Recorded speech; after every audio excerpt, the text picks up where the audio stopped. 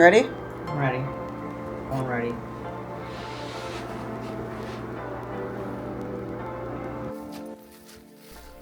There was quite a bit that didn't get recorded here. When we woke up in Eau Claire, we were still a little over an hour away from the trailhead. We did have two different vehicles, so we were able to drop one of the vehicles at the end of the segment that we were planning on completing our backpacking trip on. The goal was to do around 3.5 segments, including some connecting routes. It would have been a little over 30 miles. So after we dropped that vehicle off, we still needed to make it to the Timberland Hill segment, which is where we were starting the hike. We ended up finding out that the optimal parking spot for that many days was actually a mile or two away from that trailhead. So shout out to Steve. He is an Ice Age trail angel. He was able to give us a ride to that Timberland Hills segment trailhead, and that's where we are now, starting the hike.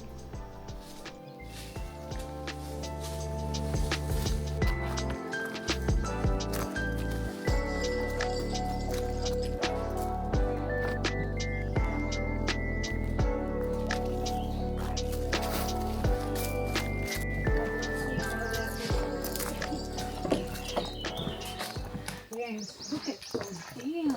Damn. This is what the beavers do. I fucking love beavers. Is that a dam or a lodge? Those are both dams. Or lodges. What's the difference? The lodges are packed with mud because they live in them over the winter. Oh. How much do you think they rent them out for? Yeah, right? A couple of piles worth?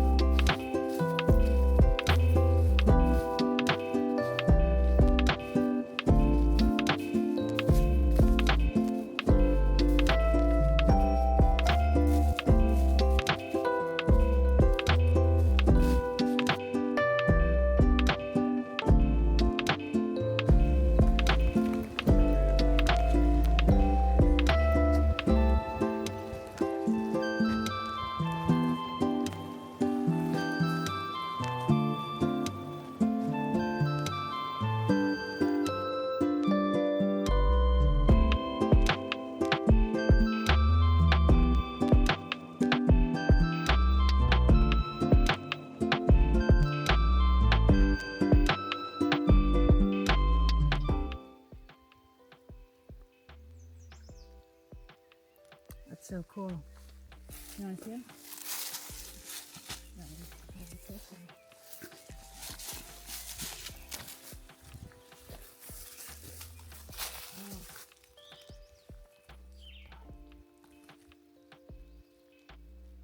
Black little beaks.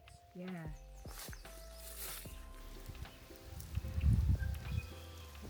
Swans of the tundra.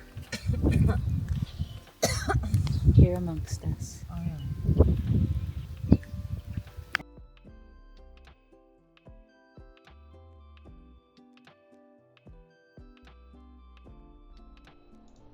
Here we are at our first campsite of the trip.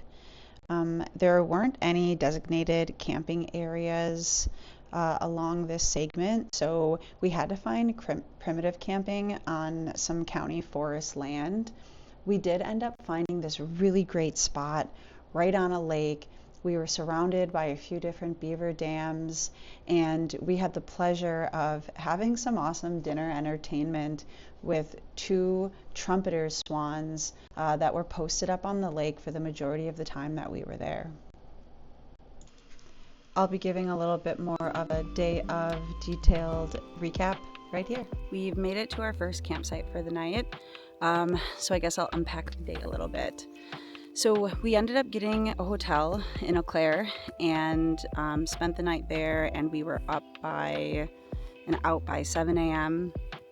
We drove about an hour and a half to the trailhead and left one of our vehicles at the point that we're ending this trip. And then we drove about an hour to our starting point. So we went to a parking area off of Boyd Lane in this area. We were coordinating with one of the chapter coordinators, and he recommended that this parking spot was a little bit better than the one that's actually where the trailhead is. So he coordinated a ride from us from a local named Steve. So thanks for the ride, Steve. Really appreciate it. Yeah, so he picked us up from that parking area and then shuttled us to the start. So we're ending our first day a little bit over 9 miles we did. Right now we are about 3 miles shy of the end point of this segment, which I think was totaling 10.9. After that, tomorrow we have a little bit of a road crossing or connecting route, sorry, and then we start the next segment, which is going to be Grassy Lake.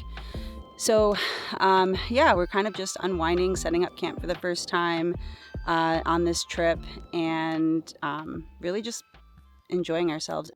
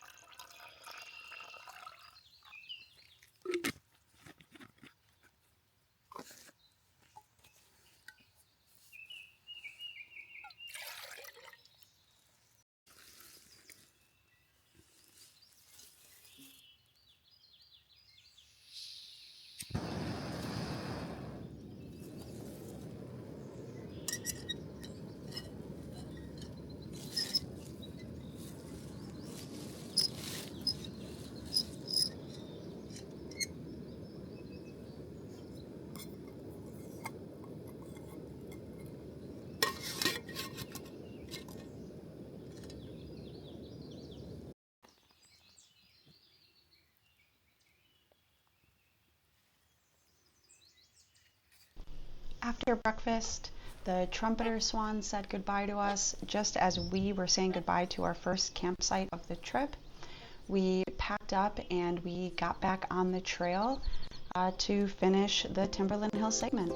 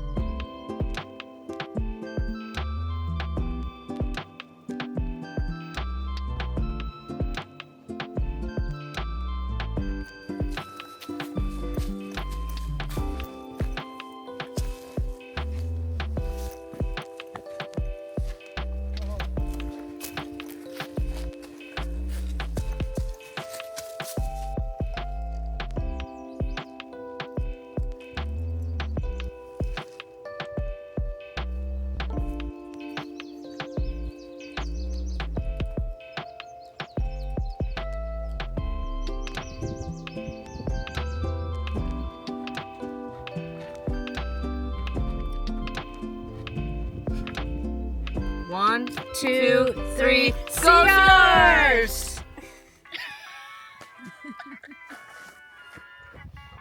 Wow, I can't wait.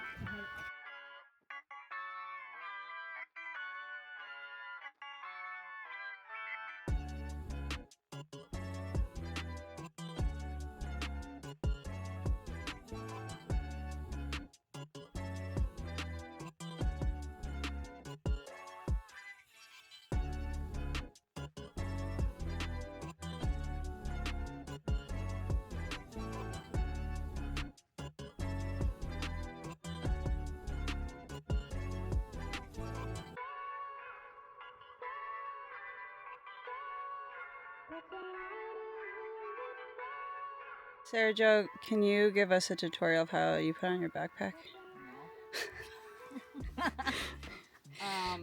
You pretend like you're really strong when inside you feel like you're not. Right? So, key points, always lift with the knees. So you're gonna grab this doohickey right here. You're gonna put all the weight into your knees and you're gonna push up like you're Superman, right? And then you come around and you're gonna focus, put everything down like this so it's laying on your back. You gotta have both your arms through the straps, that's key. And then you get your little hip strappers. And you put all that weight right there in the hips. And then you thrust. You don't have to do that. I lied. And then you go to your mid strappers. You go, hey, I want you to connect like friends. It's all about the connection. Aren't you going to strap down your side arms? Yeah. These are the ones I forget. No, That's down here. Lily's here for. It is. Which ones? Those. These guys? Yeah. See, always hike with friends. 'Cause I think I forgot that the last 15 miles.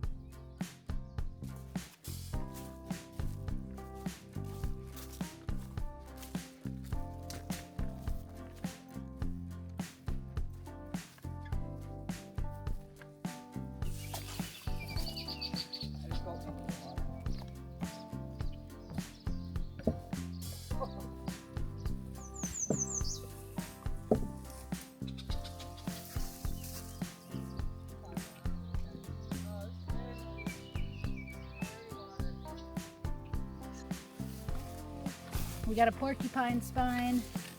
We know because of the spines. Also called porkies.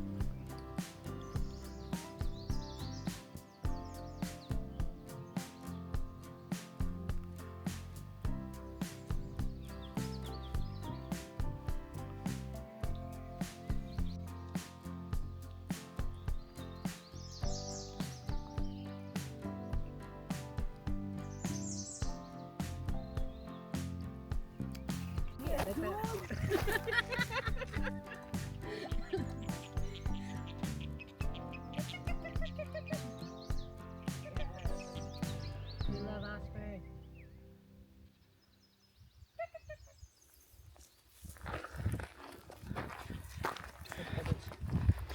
Man, you never know what you're gonna see out here.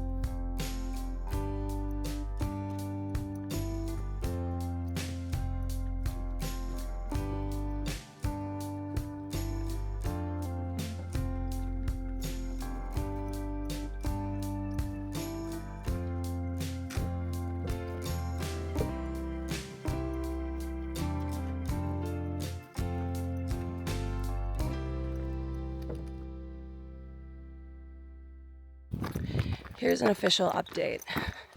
Things had a little turn. So we have been on the trail for the last few days, and I woke up this morning really not feeling too well. Last night, I think I kind of broke some form of, or had a fever. Woke up this morning, kind of pushed through a little bit, but really not feeling 100%. So we decided that we were going to finish the segment that we were on, which was Grassy Lake, make it to Bear Lake, find a dispersed camping site, and then call it there. Try to find a ride back to our car at some point, and not finish our connecting route or the last part to get us to Birchwood. As it so happens, when we were looking for a site at Bear Lake, there just didn't really seem to be a good dispersed camping site. We ended up getting to a lot of private land and kind of had to keep pushing on. So at this point, we are walking the road.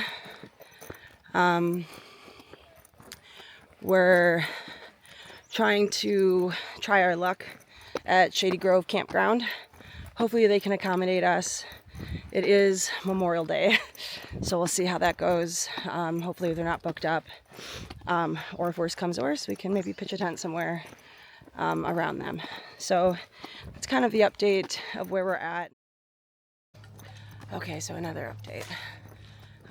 Shady Grove campsite, or whatever the hell it's called, is closed, and they're not open on Memorial Day.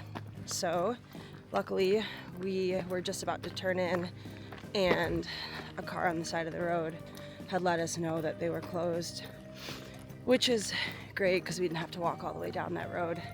I think it would have been a pretty big morale killer, more than it already being closed. So we are still headed on road, and I think that there's a tavern at the bottom of this hill, and all of us are looking forward to just making it there. The bar is officially in sight. We are all feeling very excited about sitting down for a minute. You don't know what you feel? I feel nothing. Not quite the day we expected on the trail. But we just left this awesome bar. The people knew we were coming from the trail, and they've been super friendly. So we're gonna stay in Barb's backyard. Thank God, Barb is a sweetheart. And we got the cold crispers we wanted. And you know, you just gotta roll with the punches sometimes, and you never know what you're gonna get. So there's been another change of events. We are leaving the bar that we were just at, and there is a barber shop across the street from that bar. Here's the barber shop. It's called Barbarette, and we have met a wonderful woman named Barb. Barb. And she has offered to let us sleep in her backyard. So we're gonna go set up a tent right now. We'll give a little tour of walking into what that looks like.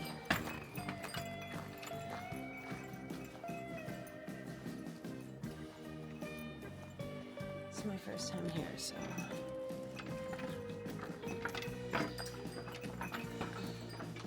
Oh, wow.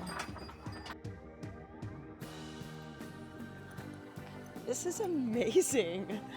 Oh my God, this is amazing. Wow. Wow. Hey, Sergio, it's not Barb, right? Her name is Brenda. Brenda. And she's right behind us. All right, we're gonna do a quick tour of this camp.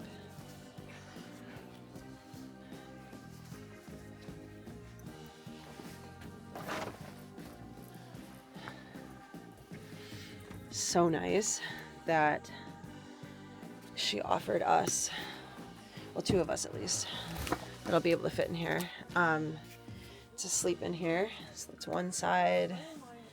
I think Christina's gonna sleep on that side, but really, really nice. And the other gals are out there setting up their tent.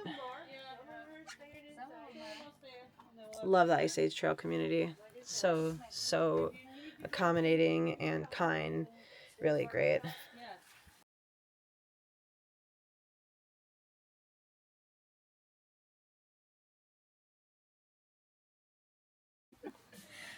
Oh, stoked to be at Barb's. I actually don't think her name is Barb. Hold on.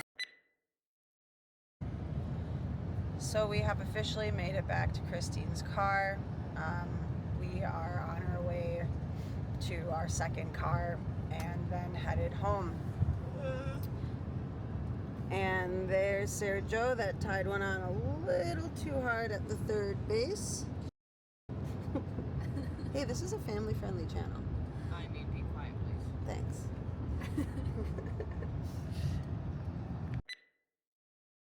You know, the good thing about the trail communities is, we can cut this.